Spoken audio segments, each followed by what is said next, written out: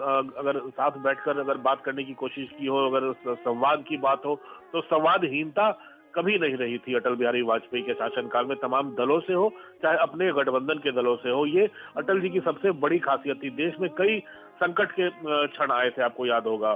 Kandahar hijack, उस समय hijack हुआ था प्लेन का, उस समय कारगिल का युद्ध भी हुआ था। उस समय तमाम विपक्षी दलों के अपने अपने अपनी समस्याएं थी। आपसी टकराव था, चाहे एआईएडीएमके डीएमके का टकराव हो। ममता बनर्जी उनकी सरकार में थी, समता पार्टी जॉय फर्नांडिस नीतीश कुमार की उनकी सरकार में थी। छोटी छोटी कई पार्टियां थी, सबको साथ लेकर समेट कर चलना किसी भी नेता के लिए आसान नहीं था, खासकर उस दौर में जब ये कहा जाता था कि गैर कांग्रेसी सरकारें चल ही नहीं सकती, अपना कार्यकाल पूरा नहीं कर सकती। तो ये बड़ी बड़ी बड़ी उनकी प्रतिभा थी। ये उनकी उनके उनके उनके उनके विचार को दर्शाता है कि कैसे वो सबकी बातें सुनते थे, सबको एकोमोडेट करने की कोशिश करते थे अटल बिहारी वाजपेयी। और यही कारण था कि आज भी उनको सम्मान के साथ पार्टी एक आइडियल, एक आइकॉन के रूप में देखती है। और प्रधानमंत्री मोदी हमेशा उनको श्रद्धांजलि देते हुए भावुक हो जाते हैं। और प्रधानमंत्री मोदी ने भी और इस प्रधानमंत्री मोदी की ही पहल थी कि सुशासन दिवस के रूप में अटल बिहारी वाजपेयी का जन्मदिन बीजेपी पूरे देश में मनाती रही है, मना रही है। सरकार भी मनाती है, पूरी पार्टी भी मनाती है, बीजेपी भी मनाती है।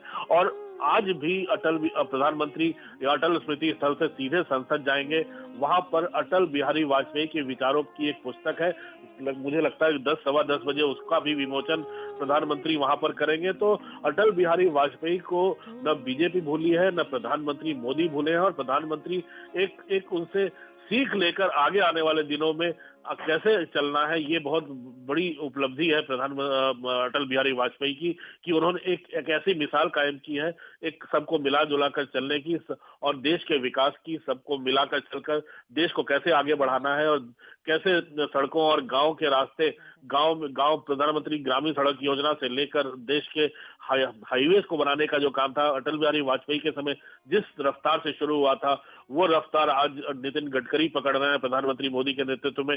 तो एक एक चीज जो है एक दशक के बाद अब सामने आ रही है, अटल से सीख लेकर कैसे सरकारें अपना काम आगे बढ़ा रही है।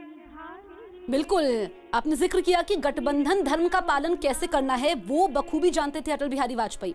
अमिताभ जी, जब भी अटल बिहारी वाजपेयी का जिक्र होता है, उनकी कविताओं का जिक्र भी होता है। और आप देखिए कि जो मंच यहाँ पर है, जहाँ पर गीत संगीत के जरिए उनको याद किया जा रहा है, उनकी कविताएं जिंदगी सिलसिला आज कल की नहीं, मैं जी भर जिया, उनकी जो कविताएं हैं वो हमेशा जीवन में एक संदेश देती है कि जीवन पथ पर कैसे निरंतर चलते रहना है, कभी हार नहीं माननी है।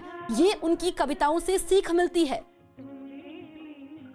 बिल्कुल, मैंने पहले भी बताया, हार नहीं मानूंगा, रार नहीं ठानूंगा, काल के कपाल पर लिखता मिटाता हूँ, गीत नया गाता हूँ। उनका एक सबसे मशहूर उनकी लिखी हुई कविता है जो अटल जी हमेशा कहते थे। अटल जी हमेशा, और मुझे लगता है कि बीजेपी के तमाम नेता जो दूसरी पीढ़ी के थे, अटल आडवाणी के बाद वाली पीढ़ी में, जिसे प्रधानमंत्री नरेंद्र मोदी, वेंकैया नायडू, अरुण जेटली, सुषमा स्वराज तरीके नेता आते थे, उसके बाद अब रविशंकर प्रसाद जैसे तमाम नेता हो, बाकी अगली पीढ़ी जो नई पीढ़ी जो उमड़ कर आ रही है, मुझे लगता है अटल बिहारी वाजपेयी की तस्वीर आज भी बीजेपी के कार्यालयों में और बीजेपी के मुख्यालयों में देश भर में मौजूद किसी न किसी तरीके से होती ही है।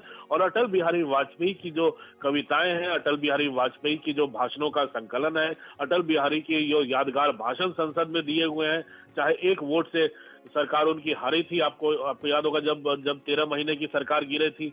तो ये तमाम चीजें हैं, जो तमाम भाषण है, जो तमाम और दूसरा जो सबसे महत्वपूर्ण था, विपक्ष के वरिष्ठ नेताओं का सम्मान जिस तरह से अटल बिहारी वाजपेयी करते थे। उनके, अगर वो प्रधानमंत्री थे तो उनके सामने पूर्व प्रधानमंत्री देवे गौड़ा भी बैठते थे, उनके सामने पूर्व प्रधानमंत्री आई.के. गुजराल भी बैठ चुके हैं, उसी संसद में पूर्व प्रधानमंत्री चंद्रशेखर भी बैठते थे।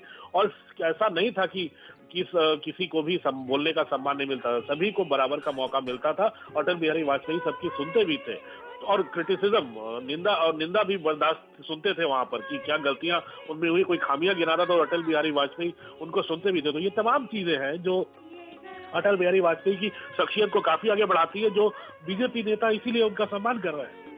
बिल्कुल, चाहे गठबंधन धर्म का पालन कैसे करना हो, सर्व शिक्षा अभियान की बात हो, बहुत सारी उनकी उपलब्धियां रही हैं। और अमिताभ, एक सशक्त समृद्ध भारत के निर्माण में उनके प्रयासों को भूला नहीं जा सकता है।